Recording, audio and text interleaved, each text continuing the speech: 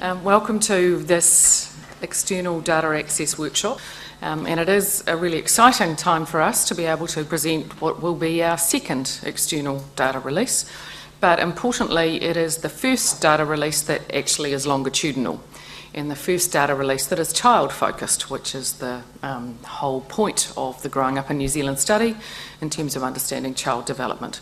So the purpose of today is to take you through the data set, the data dictionary, the documentation that hopefully will assist you to understand what is being made available, and we will also go through the process that you will go through should you wish to apply for the data, and we really hope that many of you will wish to use the data.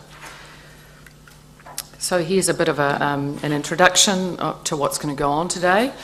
For those of you who've already sat through this morning's seminar session, you'll be pleased to know that I'm not going to spend very long introducing you to the study because many of you will already be well aware about what the study is about. But I do just want to orient you in terms of this data access workshop, in terms of the data that we're making available. So I'll do that at the beginning of the process, and then I'll hand over to my very able biostatistics and data management team, who will take you through the process of how we got a fully anonymised data set and how you might engage with the documentation and hopefully also then apply for the data. And Sarah, who's here as well, from one of our senior research fellows, will take you through that process. This is a workshop, so if you do have questions, please feel free to ask them as we go through. So let's just move on with just orienting you to where we're at in the study and the data that we're releasing today, and then we'll get into the technical details. So just ask a question along the way if something doesn't make sense. We will provide time for questions throughout the session, and we'll just park anything that looks too complicated that might need a one-on-one discussion or whatever later. But just feel free if there's something we say that makes no sense, best to clarify it as we go along. So let's just talk about where we're at with growing up and what we're here to talk about today.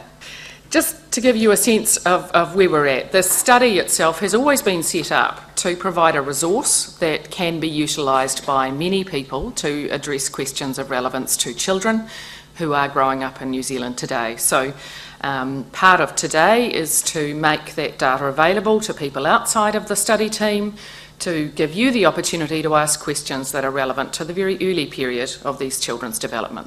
And we understand that people who are asking questions of this data may well be people from policy agencies, maybe researchers in academic environments or others. And optimally, what we're looking to do with all of these questions and all of this research is to really make things better for all of our children and families. So really for them, it's important to know that this resource is being used as well. So that's really what's driven the processes to get to today and the reason why we're providing this data set to you. It is somewhat unique in longitudinal studies in the New Zealand context to do this, although it's done routinely internationally. But a lot of it is sort of learning as we go. So we're in our second phase of external release, so hopefully this time we're better at it than last time, although I think we did quite well then. But we can always learn more, so do provide feedback along the way if you would like to. So just to give you a bit of a sense of the data itself, how it's collected, what the structure of that data is like, and what it is intended to address. This is our conceptual model that sits behind Growing Up in New Zealand. We affectionately call it our double puddle model. It's a model that has the child at the centre, and that's incredibly important as we look at this set of data that actually is child focused. So we're interested in understanding what shapes child development for children born in New Zealand today, so in the 21st century. But we recognise that any one of those puddles, if you like, represents a cross-sectional point in time, and that development at that stage is influenced by the dynamic interactions that child will have with every other layer of that onion or those ovals. So the child is in dynamic interaction with its family, with its community, with its wider socioeconomic and political environment, and that's what those rings represent. So every time we collect data from the families and the children, largely from the families themselves at this stage because we're only talking about the first year of data, then we're interested in collecting information about each of those different levels with a view to understanding how they interact to shape that child's development. Okay, and we do that from before the time of birth. So the first data collection wave, for those of you who happened to be here a year ago, where we released the data for the antenatal data collection wave, occurred for the children before they were born. So it was a collection of information about the mothers and the partners and the family environment from before that child was actually born. This time we're talking about that data as well as the data that's been collected in the first 9 months of that child's life. It's a double puddle because we're interested in change over time. And now that we have a data set that is both being released externally as well as being used internally, we're able to actually look at more than one point in time and understand the beginning of shaping trajectories, which is what drives the study. So that's pretty much the things that shape all of the, it's terrible, isn't it? Shape all of the data that we are collecting. And that probably is good to keep in mind as you think about what research questions or what questions you might want to ask of the data. So we do, from the beginning, have had a set of overarching research questions. They pretty much back up that idea of the conceptual framework. We are interested in these trajectories rather than just cross-sectional description. So we are trying to collect information that helps us to understand journeys through time, not only for the child's development, but also in terms of how the environment is shifting and how those things are working together. We are also interested in understanding how these trajectories are patterned across different groups within the New Zealand population. So we will specifically talk to you about how we've collected ethnicity data later, for example, and how we need to think about that over time as we look at this data set as well. Importantly, Growing Up in New Zealand does have explanatory power to look at Māori, Pacific and Asian New Zealanders as well as our New Zealand European group, and we can look at multiple ethnicities. So that's a really important feature of the data, and we will run through how we collect that information so it gives you an idea of how you might think about using it when you're looking at your questions. So pretty much building on the double puddle model, whenever we sort of look at a particular data collection wave, and we're going to be looking at what we're going to call DCW 0 and DCW 1 today. So it looks like 2 data collection waves, 2 points, but actually it's made up of a whole subset of a whole lot of other collections, which I'll show you in a minute. But basically at each of those points, we've got information about all of these different domains and themes, as we like to call them. So they're interwoven and they're overlapping. And importantly, no one piece of data or no variable really sits in any one of those domains exclusively, although they've often been put forward by a particular domain, they're all actually related. So we're collecting information at every point about the family of the child and the extended family of the child and how that is potentially changing over time, about the neighbourhood, the environment, the societal context. We call that our SCON domain, which is societal context and neighbourhood and environment. It's a bit of a combined one and a big one, but there it is, second one in. We also are interested in the parental education and their expectations for their children's education at this stage, and very early on in the interaction with ECE, early childhood education, in this area, and particularly childcare for these children as the parents potentially return to work. Health and wellbeing is another important domain that we look at, a very holistic view of wellbeing, and a lot of information in that first 9 months really pertinent to that area. So you'll see a lot of information on that in that space. Psychosocial and cognitive development, very important area alongside all of those others. So we collect information about the status of the child at the 9-month point, and also the things that we think are likely to have shaped that. And importantly, in the Growing Up in New Zealand study, the culture and identity. So I've talked a little bit about ethnicity, and we will talk more about that variable itself. But a really important part of understanding the trajectories of development for the child is also to understand how the trajectory of culture and identity emerges over time, because actually it's not static either. So first of all, at antenatal, we have what the mother and partner, their own ethnicity and their intentions for their children. And then at 9 months, we check that again with mum and dad. Clearly the baby can't quite tell us yet what their own ethnicity is, but we expect that over time they will. And then mum and dad don't always say the same thing, so it is going to be very interesting to track what the child says. So that's where I'm talking about it evolving over time. So we don't fix ethnicity at one point in time and say that's our Māori group, that's our Pacific group. It's not that straightforward. So just be aware of that as you think about the things that you'll be addressing, although maybe a little more straightforward at this point because we haven't got so much change but it may change later. So, as I said at the beginning, this is the first external data set that is longitudinal. It's early longitudinal, but it has more than one data point. In fact, it's got data about 3 stages in the child's life. So it's the antenatal information, the perinatal around the time of birth, and the data up to 9 months, although we provide the perinatal sort of in together with the 9 month, up to 9 month, but it's basically reflecting those 3 time periods. So you can start to think about putting a line through those or not if you want to think about sort of trajectories of development, but obviously early, but importantly it is longitudinal. Therefore there will be repeated measures and there will be things that you need to think about as you look at that data to take account of the fact that there will be highly correlated measures over time as well as at one time point. As I said at the beginning too, this is child focused now. I mean, the whole idea of growing up in New Zealand was to look at child development. When we released our antenatal data set, all we could release was the mum and partner data. So the potential child was there, but we only had information from mums and dads at that point. This time we have the child. And this time we are providing a way for you to link that data all together, and we will go through that. Jatendra and Danusha will explain how you might do that. So you'll be able to link across mum and dad and the child, and you'll be able to link across time. And that may differ, the way that you do that may differ according to the research question that you want to address. So we'll give you some details about how to do that. Those of you who are familiar with the study will know that the original recruitment area was a geographic recruitment area. We did recruit from 3 DHB areas, so the Auckland, South Auckland and Waikato areas.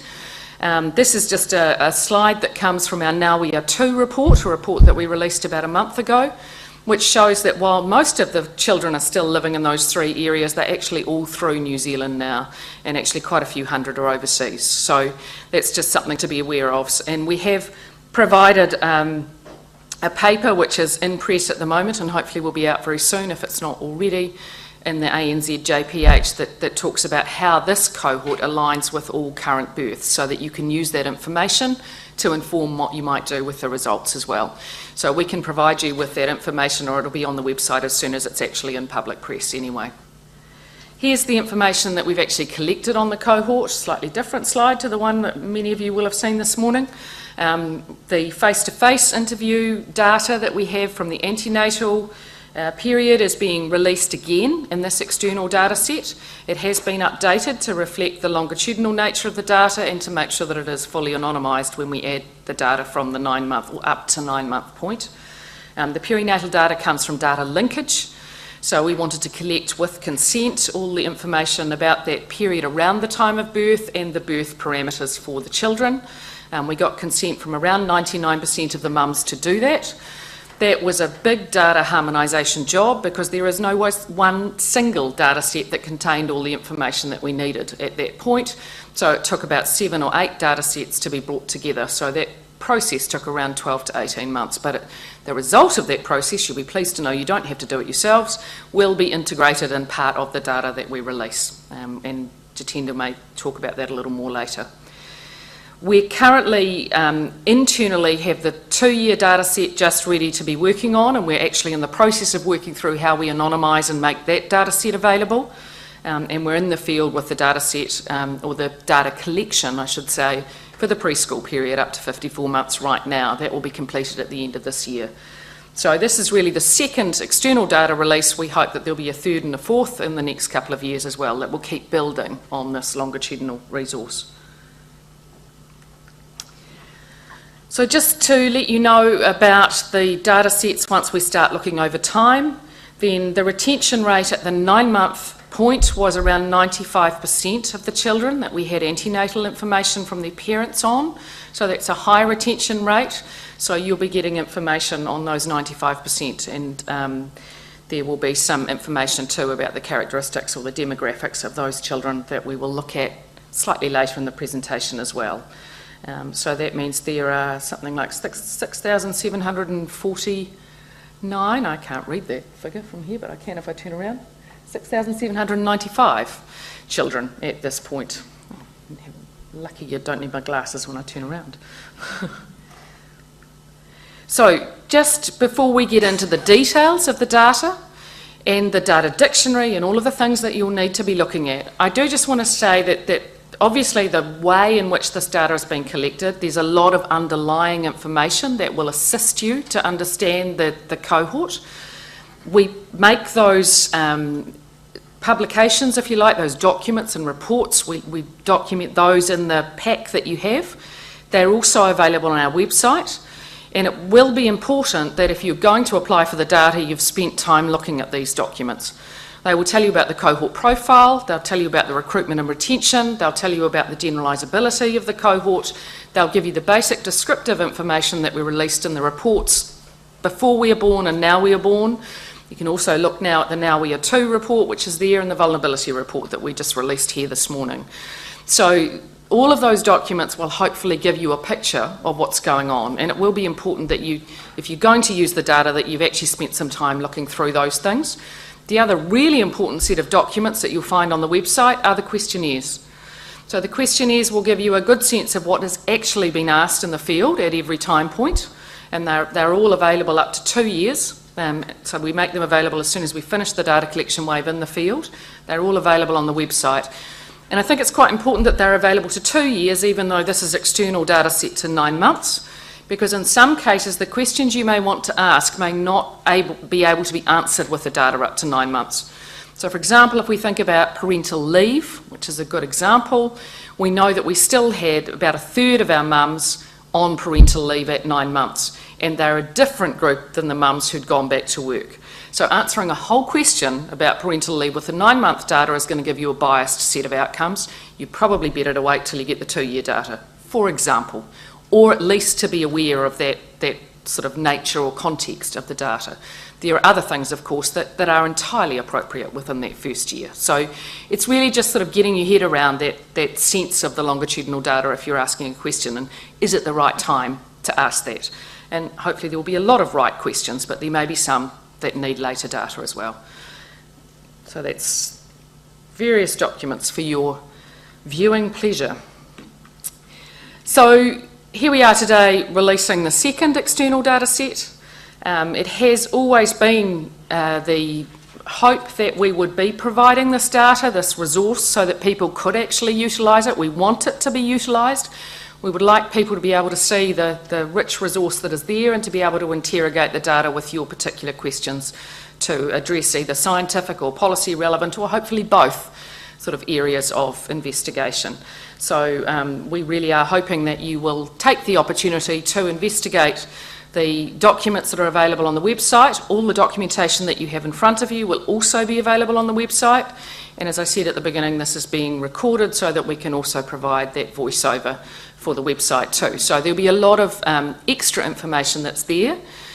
If you don't get your questions answered today, or you go away and find other questions, there will be time to come back and ask questions later, and we provide an email address for you to do that. And we would welcome that, particularly as you go away and think about preparing applications, and we'll go through that process as well. So just before I hand over to my experts who are going to take you through the actual technical side of this workshop, I just want to draw attention to what we're focusing on today. We follow a model that many international studies follow in terms of the data sets we make available, and there are technically 2 sorts of data sets that we have available.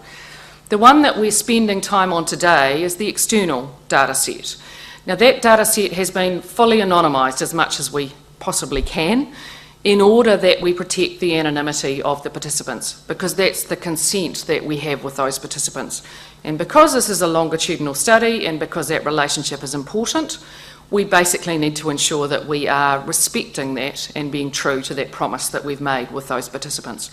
So what you will have is a slightly different data set in terms of some of the aspects, and Jatendra will run through this for you, or Danusha. So what you will see in that is a slightly rearranged version of the internal data set, so a slightly cut back form that has removed identifying information and has tried to anonymise that. And that means that some of the things in terms of continuous variables being made into categories or collapsing categories at the extreme ends where we've got very small numbers, or looking at how things happen longitudinally that might identify individuals has been done, and we'll go through that. And you'll see in the data dictionary that there's a very clear documentation about what has happened for each of those variables. So the internal working data set is sensitive, and if you want to use that, which is also a possibility, we would encourage you to talk directly to me and the team about how you might work in partnership to utilise that, because it does require you to sign away more of your life than if you're using the external data set, not surprisingly enough perhaps. But we're very confident that the external working data set that we're providing, and those that have worked on it in the run-up to this, or at least looked at it to check how robust it is, that it offers a huge utility still to address the questions that I think people will be interested. But see what you think at the end of this. Everybody who applies to use either of those data sets, and this will apply to those of you that apply to use the external working data set as well, need to go through a fairly robust application process. It's not long and onerous, but it's something that we apply to all applicants. It applies to the internal researchers and the internal data set use as well. So you will be required to provide some details about what you want to do and some details about yourself, and then that goes to a data access committee that is specifically set up and mandated to make sure that we're protecting the anonymity of the participants and the study can be sustained over time. So that data access committee is an independent group from the team. It receives advice from the team, but it makes those final decisions for the team as well as for anybody applying for the external data set. So we'll run through the process that you would need to go through to access the data, and you'll also see that the data access protocol has been provided. We also provide those documents on the website, so you can read through and see how that operates. But just be aware that that operates for absolutely everybody. So the internal research team have to go through that process as well. So, which I think is only fair when we think about the level of involvement of our families. So I'm going to hand over to Danusha in the first instance, who's going to take you through some of the more technical details about the data set and about how we've gone about getting it to this point, and then I think Jitendra will take over and go through some of the details about the data dictionary. So over to you.